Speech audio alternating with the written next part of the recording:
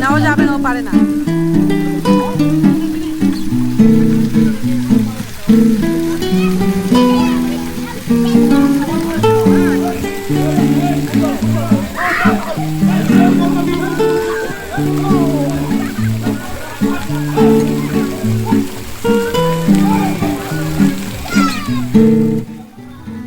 Hello everyone, তো চলে এসেছি আমার মন্দারমণি ভ্যাকেশনের নেক্সট পার্টটা নিয়ে।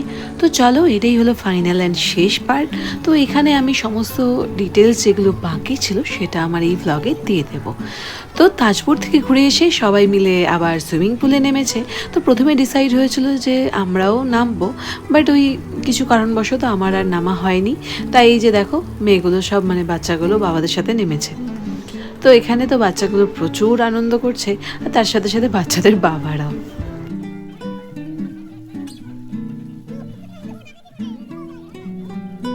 ঘুরতে আসার একটা বেস্ট পার্ট কি বলো তো, তুমি যাদের সাথে ঘুরতে আসছো মানে তোমার ঘোরার পার্টনাররা যদি তোমার মনের মতন হয় তাহলে আনন্দের লেভেলটা দ্বিগুণ হয়ে ওঠে। তো সেটা তো তোমরা এখন বুঝতেই পারছো, মানে বাচ্চাগুলো যেমন একে অপরকে পেয়ে আনন্দ পেয়েছে, তার সাথে সাথে বড়রাও মানে একে অপরের সাথে এতটাই কম্প্যাটেবিলিটি হয়ে গেছিলো আমাদের যে মনে হচ্ছিলো ট্রিপটা শেষ হয়ে যাচ্ছে বলে একটুখানি কষ্টই হচ্ছিলো বটে।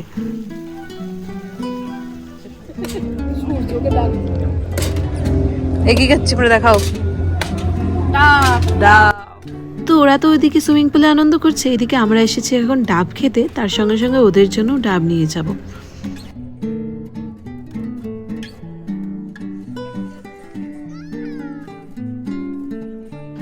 তো সুইমিং পুলে প্রচুর আনন্দ করে এই যে ফ্রেশ হয়ে এখন এসেছি লাঞ্চ করতে। এদিকে আছে আমাদের লাঞ্চে আজকে চিংড়ি মাছ, আর তার সাথে ভেটকি মাছ, আর তার সাথে দিয়েছিল ডাল, আলু ভাজা, আর ওই তোমার লেবু, লঙ্কা, পেঁয়াজ এসব। তো এখানেই আমরা আজকে লাঞ্চটা সারছি। তো তোমাদের তো বলেইছিলাম যে তোমার রাতের খাবারটা মানে যেদিন গেছিলাম সেদিনের রাতের খাবারটাই আমরা হোটেল থেকে খেয়েছিলাম, আর তারপরেরগুলো আমরা এই সমুদ্রের ধারের হোটেলগুলো থেকে খেয়েছিলাম। তো এত ভালো খাওয়া দাওয়ার পর এই যে দেখো এখন ইচ্ছে হচ্ছিল মিষ্টি খেতে। তো মিষ্টি আর কোথায় পাই বলো, তাই জন্য এই যে আইসক্রিম নিয়ে ঘরে এসেছিলাম।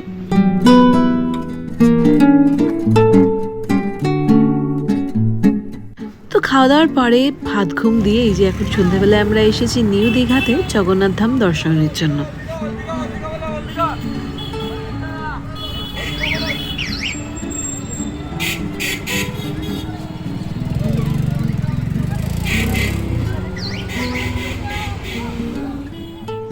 তো এই যে মন্দিরের ভেতর চলে এসেছি, আর এখান থেকে মন্দিরটা দেখতেই পাচ্ছ কতটা অসাধারণ লাগছিল দেখতে।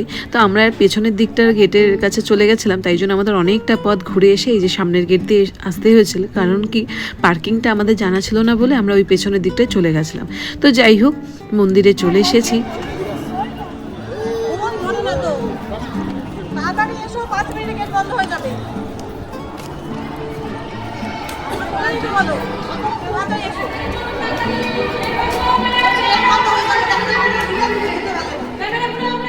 তো ফাইনালি মন্দিরের ভেতরে এসে এই যে দেখো জগন্নাথ দেবের দর্শনও পেয়ে গেছিলাম।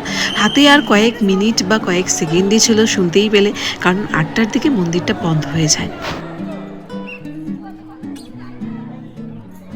তো মন্দিরে ঢোকার টাইমিংটা আমাদের ঠিক জানা ছিল না, বাট ওই যে ঠাকুর টেনেছে বলেই আমরা সত্যি কথা দর্শন পেয়ে গেছি। তো চলো এবার এই মন্দিরের ভেতর না আরও অসংখ্য ছোট ছোট মন্দির আছে, তো সেগুলো কয়েকটা দর্শন করব, কারণ সবটা ঘুরে দেখা এখন আর সম্ভব নয়, কারণ টাইম আর নেই হাতে।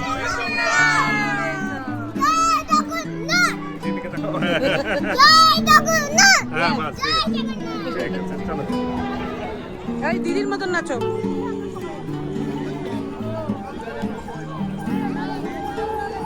এইখানটায় নাচো না, এইখানটায় নাচো।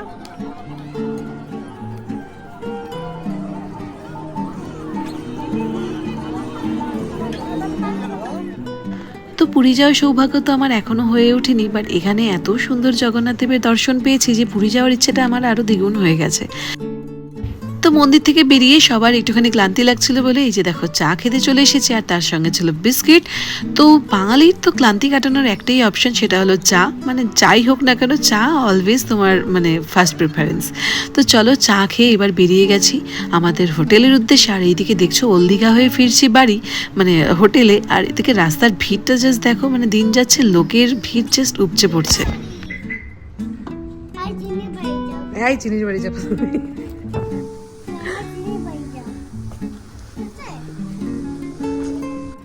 Good morning everyone. তো এটা ছিল আমাদের লাস্ট ডে তোমার মন্দারমণিতে। তো এখন ঘুম থেকে উঠে গেছি আর সমস্ত লাগেজও গাড়িতে অলমোস্ট উঠেই গেছে।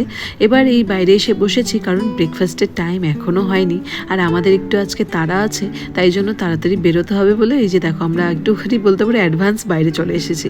তো এখান থেকে সমুদ্রটা দেখতেই পেলে কতটা সুন্দর লাগছে, বাট সকালে আর যাওয়া হয়নি। তো এদিকে সবাই ওয়েট করছি কতক্ষণে ব্রেকফাস্টটা দেবে আর খাবো আর বেরোবো।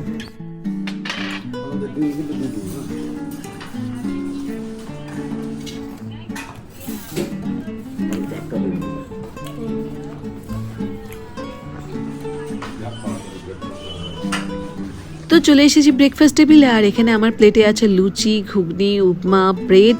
আমি নিয়েছিলাম বাটার দিয়ে আর মেয়ে খাচ্ছিল জ্যাম দিয়ে। যার যেটা ইচ্ছে সে সেটাই খেতে পারে। আর তার সঙ্গে ছিল ডিম সেদ্ধ আর চা, দুধ চা, লাল চা দুটোই ছিল। যার যেটা ইচ্ছে সে সেটা খেতে পারে। বাই বাই করে দাও সবাই, বাই বাই করে দাও, বাই বাই করে দাও।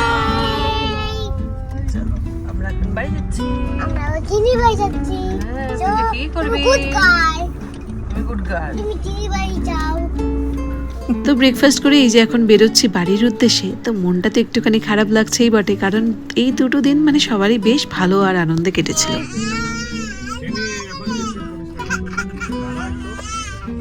চলে চিনি কি করছিস? তো ফাইনালি কল্যাণী পৌঁছে গেছি আর ওদেরকেও বাড়ির কাছে নামিয়ে দিয়েছি। তো মেয়েকে তো দেখতেই পেলে, মেয়ের এটা প্রতিবারেরই, মানে ওর সাথে যেই সঙ্গী থাকে না কেন ও তাদেরকে যখনই ছেড়ে আসে ওর ভীষণ মন খারাপ হয়।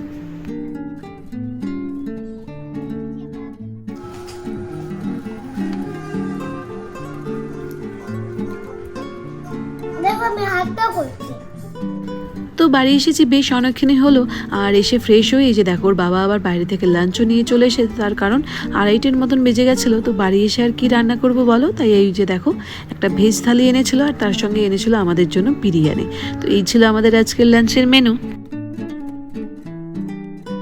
তো চলো এবার তাহলে আসি আমাদের ওই সমুদ্রের ধারের দোকানগুলোতে কেমন খাবারের কস্টিং পড়েছিল।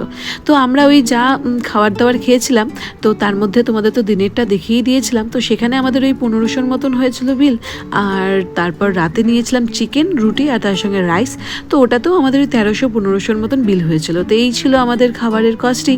তো কেমন লাগলো আমার এই ভ্লগটা কমেন্ট সেকশন অবশ্যই জানিও। তো আজ তাহলে আসছি, দেখা হচ্ছে খুব তাড়াতাড়ি অন্য কোনো ভ্লগে। সবাই ভালো থেকো, সুস্থ থেকো, টাটা। Bye bye.